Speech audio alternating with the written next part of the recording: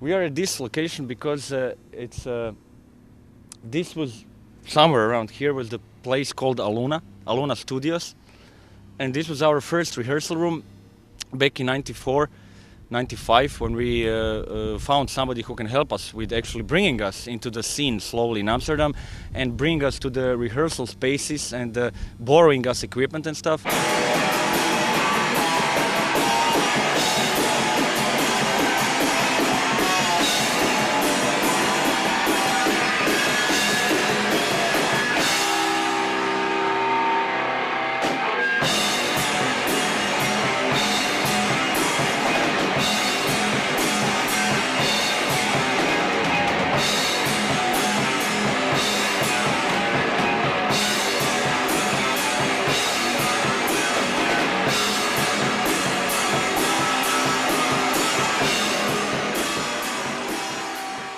We came in Amsterdam because Bojan, first of all, just saw opportunity, not only as a band, because the band didn't exist at that point when he got the idea that he wants to go to Amsterdam.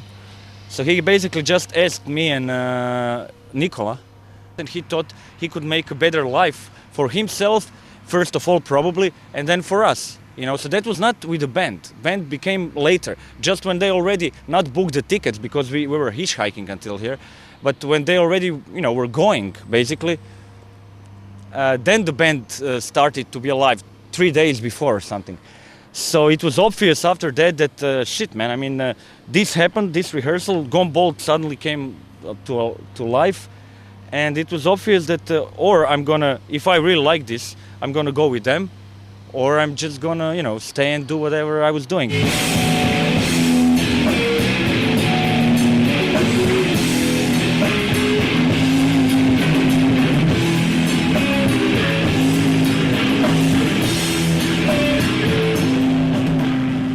I didn't know absolutely anything about Amsterdam except for what I read on packs of cigarettes in those days, like, expensive cigarettes. You had these expensive cigarettes where it says like New York, Tokyo, London, Amsterdam, Paris, stuff like that, Jean Dunlop, Dunhill, fat,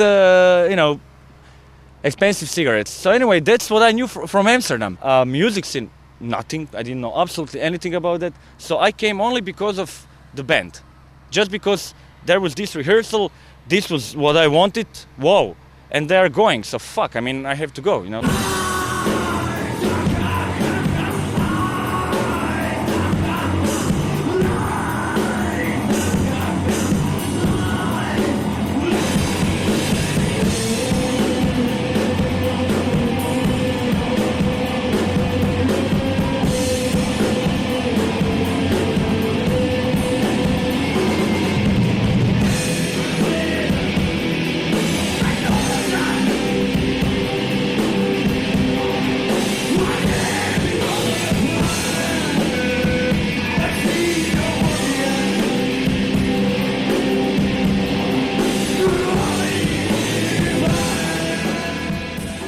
We were hitchhiking for approximately 3.5 days, and I think in Arnhem or something, we were just, dead. I mean, that was zombies all over the place, and that was the only money we probably had to collect and said, like, we can't do it anymore.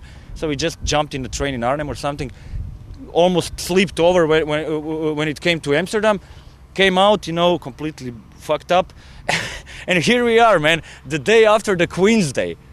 Like, people dead on the street, zombies, drunk, champagne all over the place, bleh. Like, is this Amsterdam? What the fuck is this? I didn't know for Queen's Day,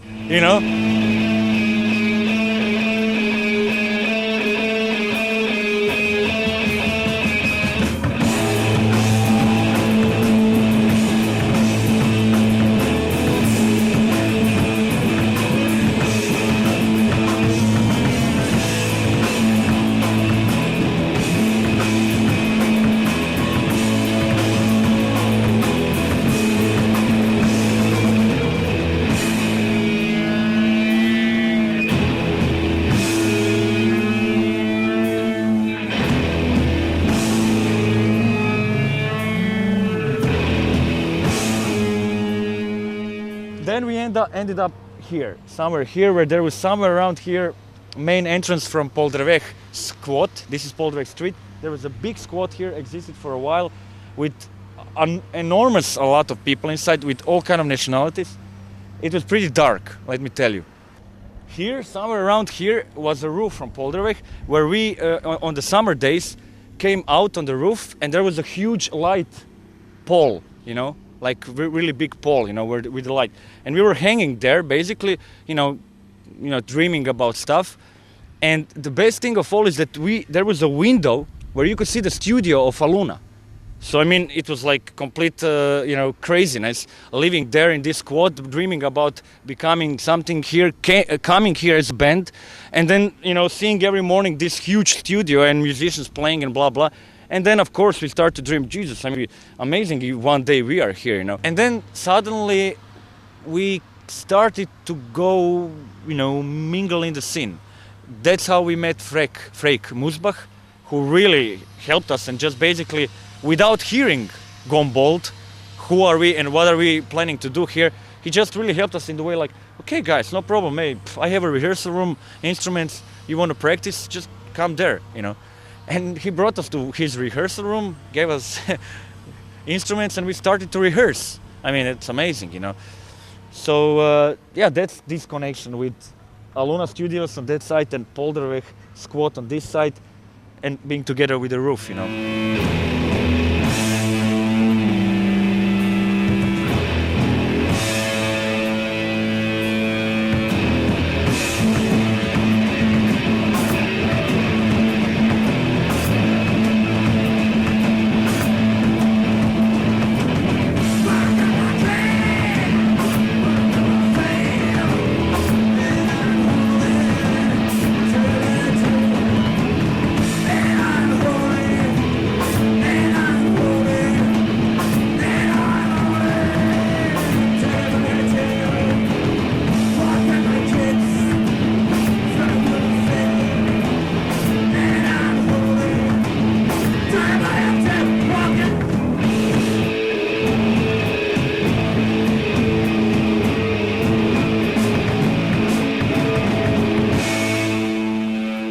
Most of the stuff when we came, it was basically things like, bands trying to sound like something which is big at the moment. Well, first of all, unfortunately, there was this terrible feeling of this dance music that was coming very, very, very, very fast. But that happened a little bit later, so we still had time, you know, to experience some rock scene in the clubs and everything else, and experience some amazing clubs which really were booking bands and giving a fuck for underground, whatever you want to call it. When the dance scene hit the floor, you know, I'm not going to say dance floor, but when it hit the floor, then basically everything just went slowly down, you know, like really like a sinking ship. I mean, amazing places like Arena Sleep In, you know, where I was hanging out every day when I had 10 guldens for entrance. And, you know, Paradiso was amazingly active. Melkweg was amazingly active with just booking bands on the tours, small bands. I'm not talking about really big acts. But, you know, this really, you know, came out of life when some people started to think, and okay, who am I to say they were not right?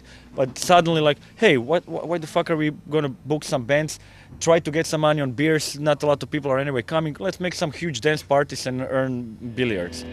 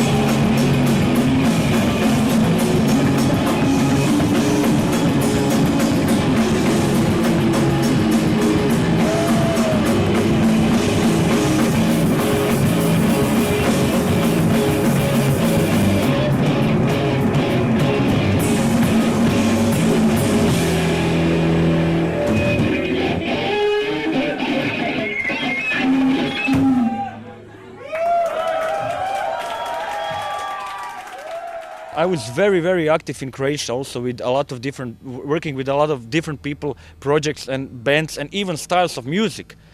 So that never left me. When we came here, of course, Gone Bold was the top. But, I always found it difficult to stay only one band. I mean, I'm giving everything for Gone Bold, but I can't give...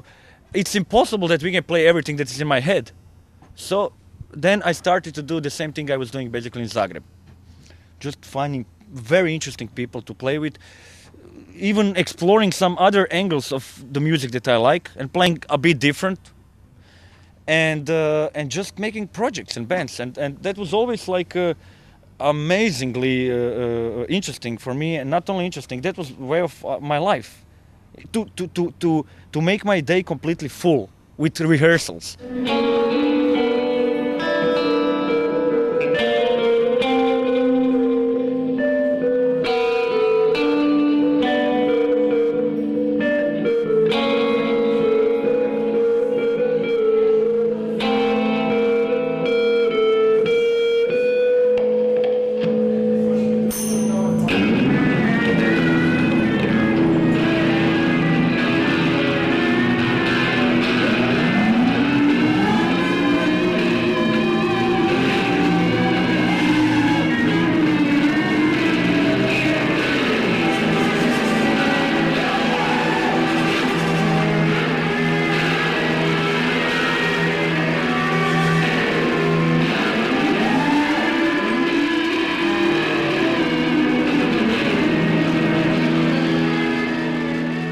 There was this amazing band called Pink Noise Quartet.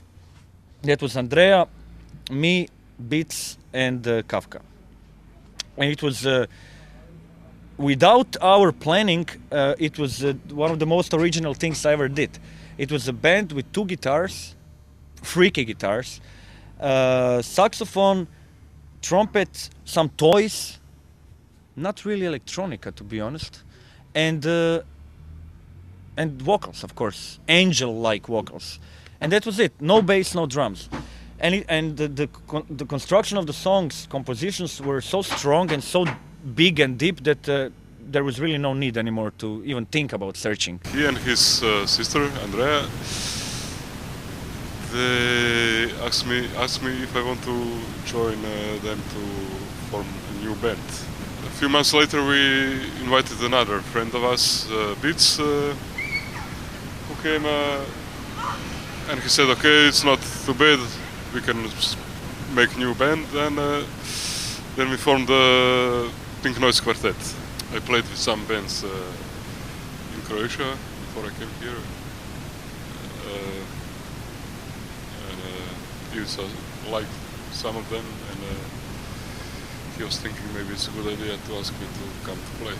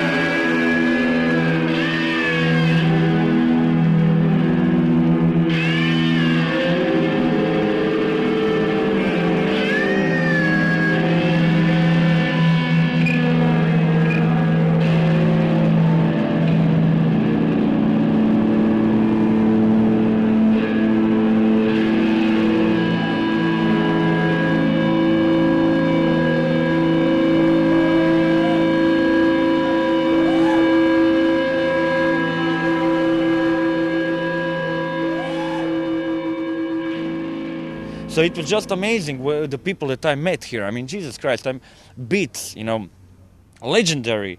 I mean, this guy is like, if you ask me like for my influences and people that I adore and people that I really look up to. I mean, Beats is definitely one of them. He played in this amazing cult band Sexa, which I was huge fan. I was a kid, dancing on Sexa on a small Hbatek plastic tape deck at my grandmother's place. I was really small, Anyway, Beats was here, the whole Sexa was here, you know, and of course I started to play with Beats. Of course I started to play with Kafka, Sapri, who played in Haustor. That's huge. I mean, that was huge, and that's still huge. Amazing guy, modest. I mean, too modest, but I mean, this is the most modest guy in the world.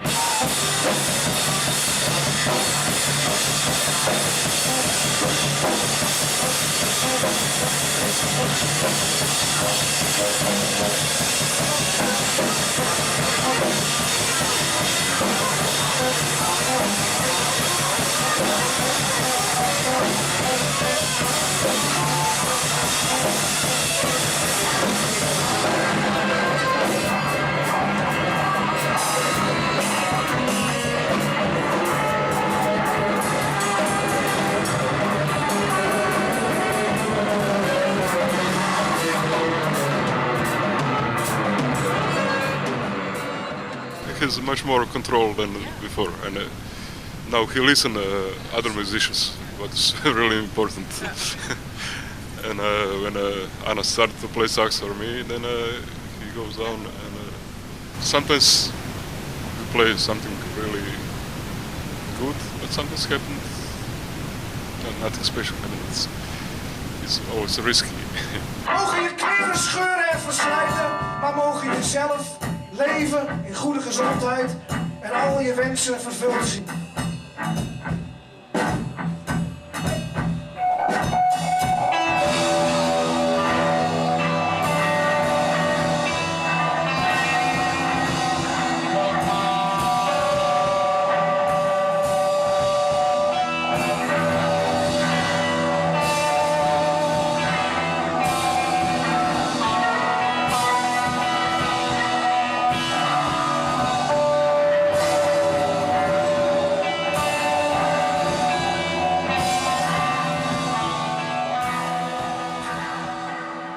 During that time, there was a lot of mingling with an amazing guy called Mark Hurkmans, who actually was one of the first guys who interviewed us back in the early days.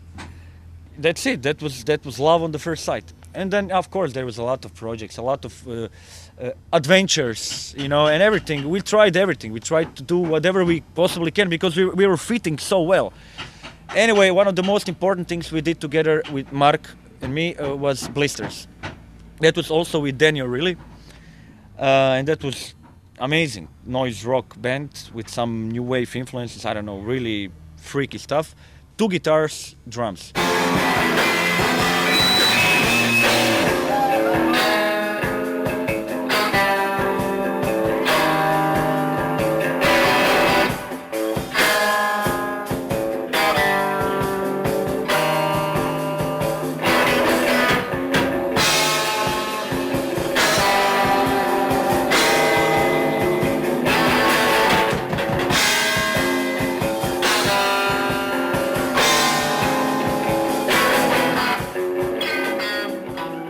So anyway, Blisters were amazing situation. Broke up in a terrible way. Absolute disaster, you know. I'm not gonna go into the whole story because it's gonna take too long because, you know, I mean, basically one of the worst possible things you can do with a band is to not to break up, but to break up on the tour, in the middle of the tour, on the fucking stage. So that's what happened.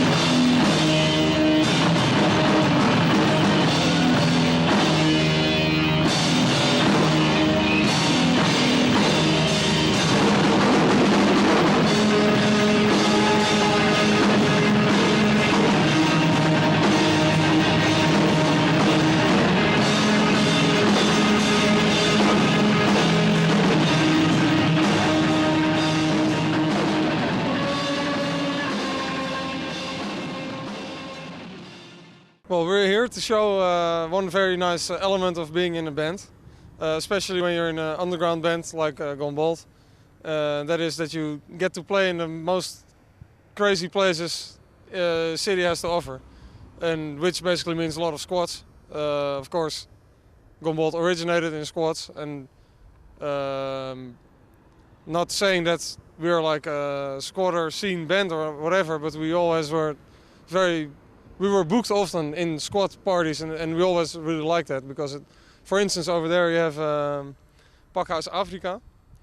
A couple of years ago, this whole dock over here was pretty much squatted, and Pakhuis Afrika was the last squat standing, and we played there a couple of times. And on one hand, it's great to get to play in a place like that, and on the other hand, you always have the downsides of stuff like this. For instance, one couple of years ago, we played here. We were supposed to play at 11 o'clock in the evening, and we were just waiting, for a bunch of hippies to play their jam bass and jam with each other, and in the end, we played in 4 in the morning or something.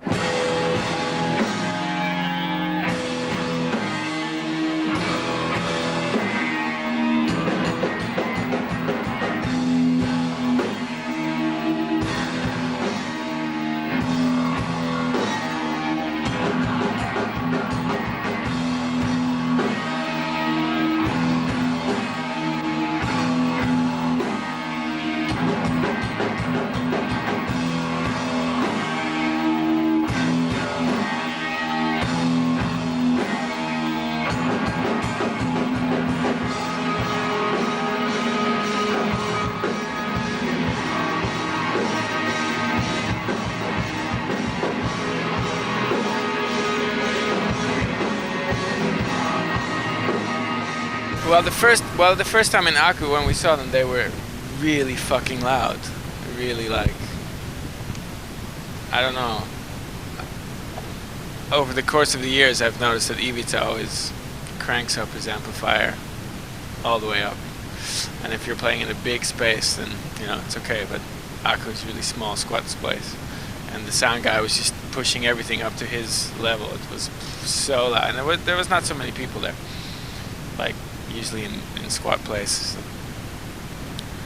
So I think that was the most dominant impression I got from Gone Bold, is that they were really fucking loud.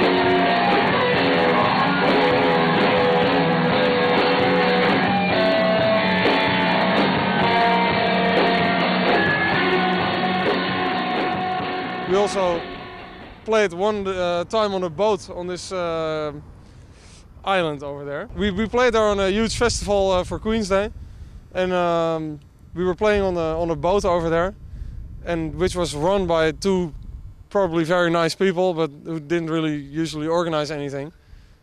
And this also was just hell. We just waiting for a whole day to finally, because first band was supposed to start playing in 1. In the end, the first band played in 5. We were supposed to play in, prime time. You're gonna play prime time, and then in the end, you're really the only people who are left to check it out are 2 German shepherds.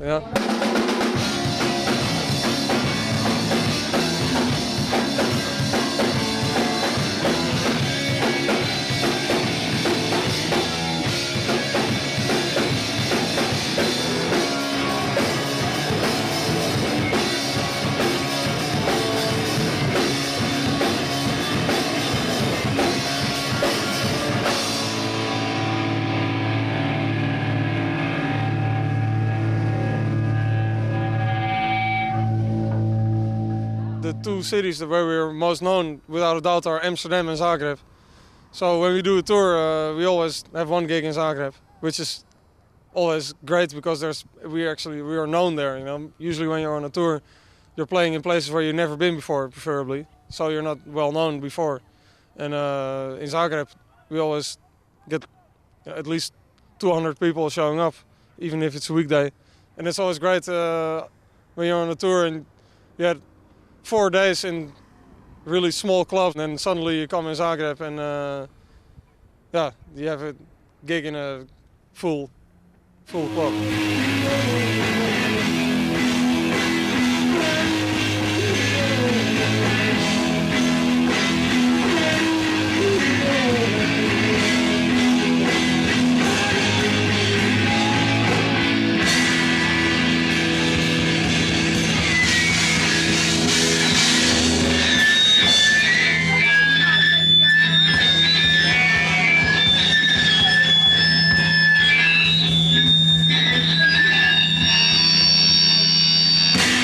Usually play only once a year at best, sometimes once in 2 years, so people that really like it, and Zagreb is not that small of a town, so people really want to see it again, and they never know what they're going to get, how it's going to look like, what Ivica's going to pull off, what kind of cover or whatever he's going to do, so that's interesting as well for the people to see, because he's specific in that kind of way. It's not like every show is different, and he always interacts with the people that are on the show, and it's always a good sound, it's always excellent performance, and you can see that they are giving their best, and I think that Gone Bold really deserves much more as a band.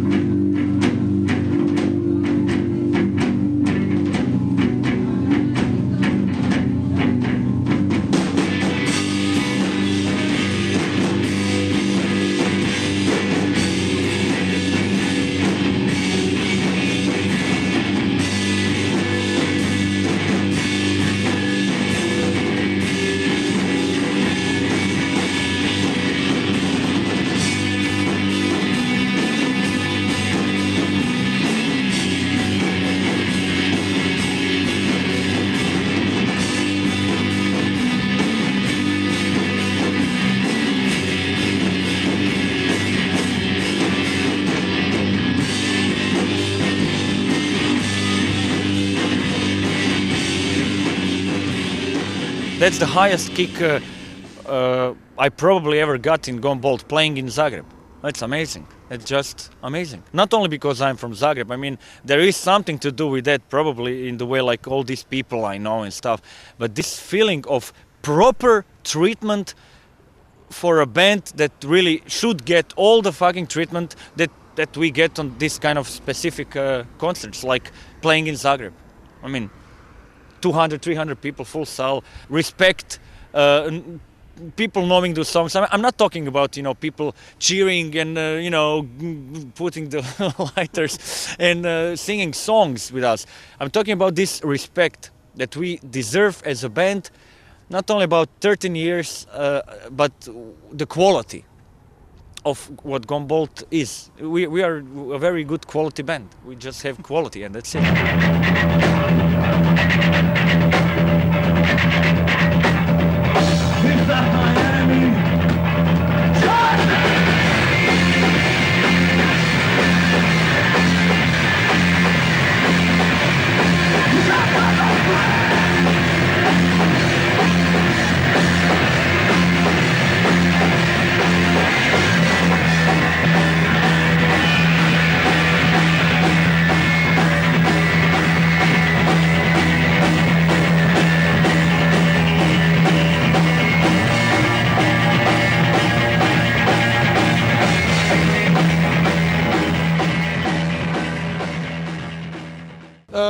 I see him as a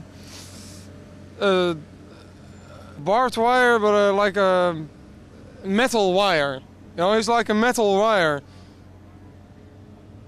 penetrating his environment. So he soaks up influences not only musically, but also from movies, environment, social surroundings.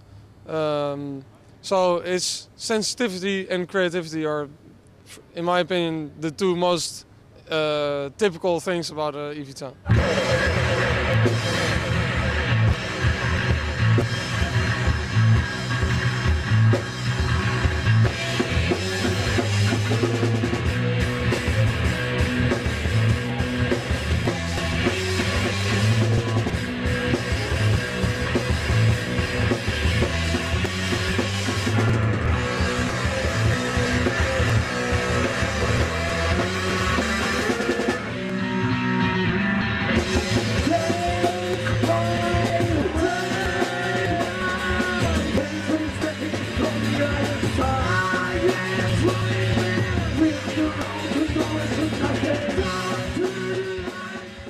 he's always out there chasing fame, and he wants to be rich and worshipped by a lot of people. And that's something that I admire him. He's very fanatical, more than I am or I can express. He's always out there organizing stuff and really into it. And sometimes you can just listen to him talk for hours. When Stein really thinks something is a good idea, and he really wants to go into that idea to make it possible and stuff, he's really gonna put everything in that.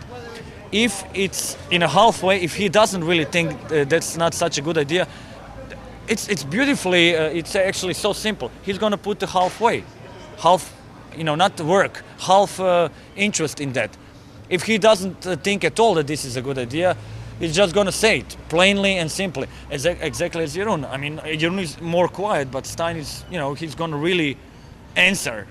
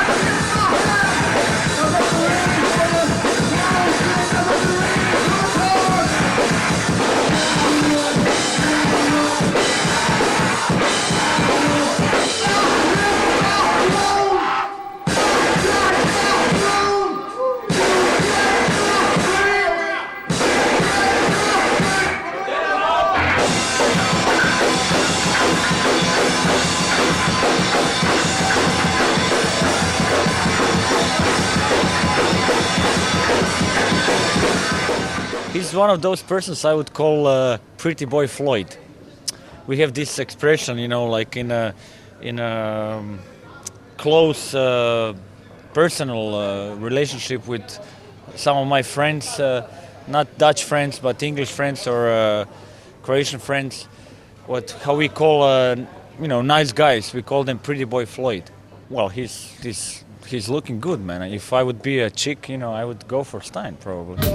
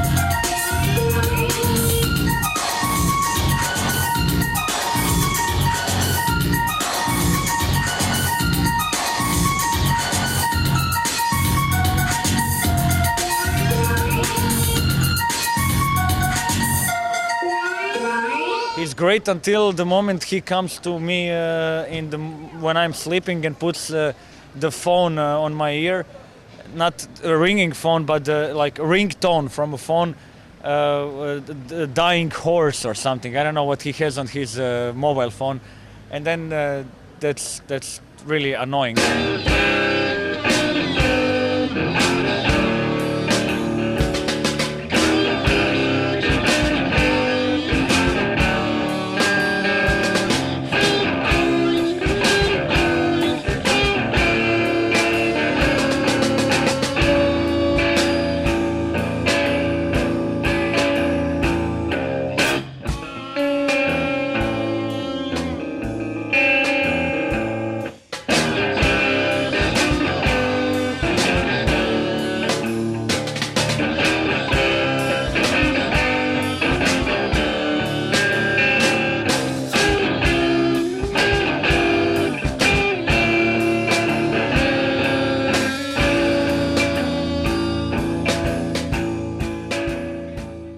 Jeroen is a rationalist.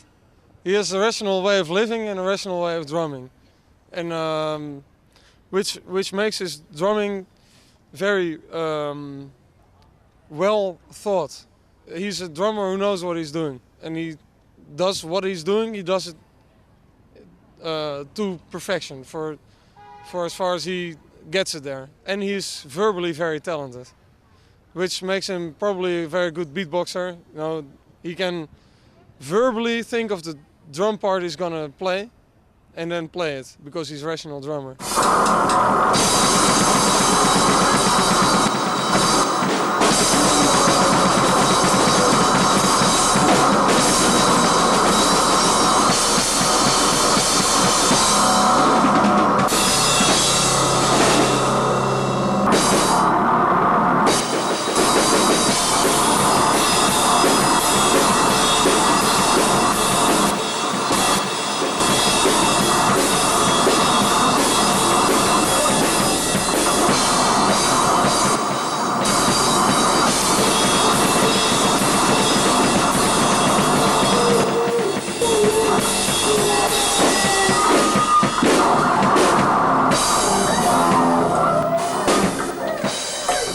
Jeroen is the most amazing person I admire regarding the hangovers. I mean, he drinks the same amount of alcohol we drink, but he doesn't really seem hangover so much.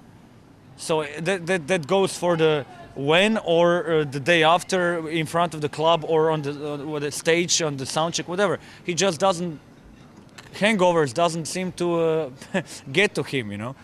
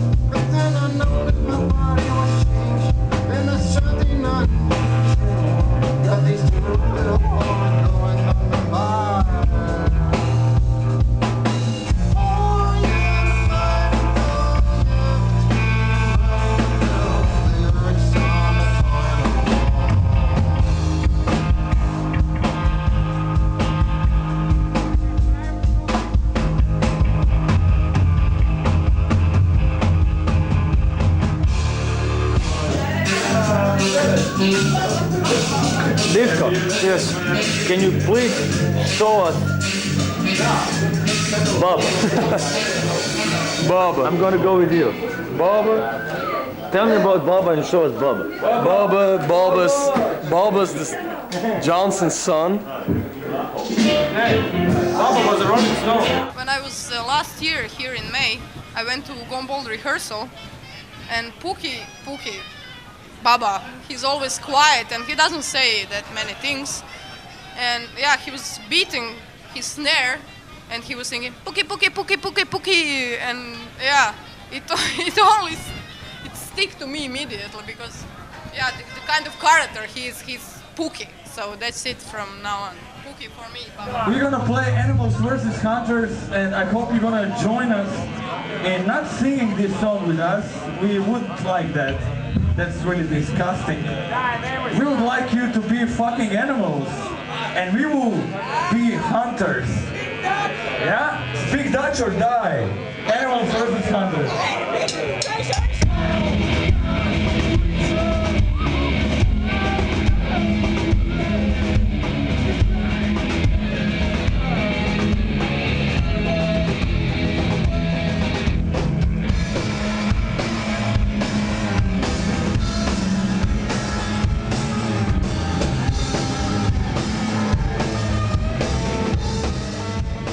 I don't have secrets in front of Stein and Jeroen. Never. I never had any secrets. I'm so open that I come on a rehearsal. I tell my day. I just tell them what happened to me in the day. So we have this this fireball on the loose. That's the front man, but you need to have this stable, solid background. And so what better drummer could you have than somebody like Jeroen, who would provide that They're both more extreme characters than me, maybe, or outspoken. And if they wouldn't be around, it would probably be very different. They are both critical. I'm also critical, but with them you can really see it in an obvious way. I maybe keep it to myself a bit too much sometimes, but they are critical, and we always discuss about that. It's nothing that. It's not like that they are critical and they want to, they don't want to really say it to me or something. If they think it's shit, they think it's shit,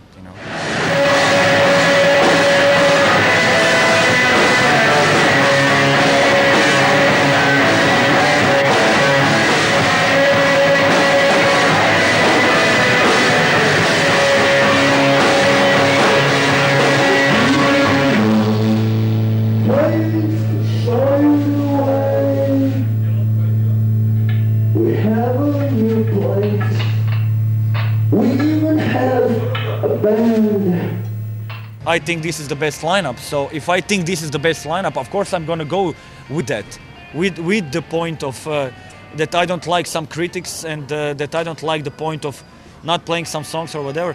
But that that's how it goes with the compromises. You have to compromise, and compromises are not only things that you don't like. Compromises are the things exactly that you have to come to the compromise that you also like that. Not only, okay, I don't like it, I'm gonna make a compromise. So you have to come to the point, I don't like it, but I have to come to the point that I like it. I think that's compromise. But I trust what they have to say. I trust that, and that's how it goes.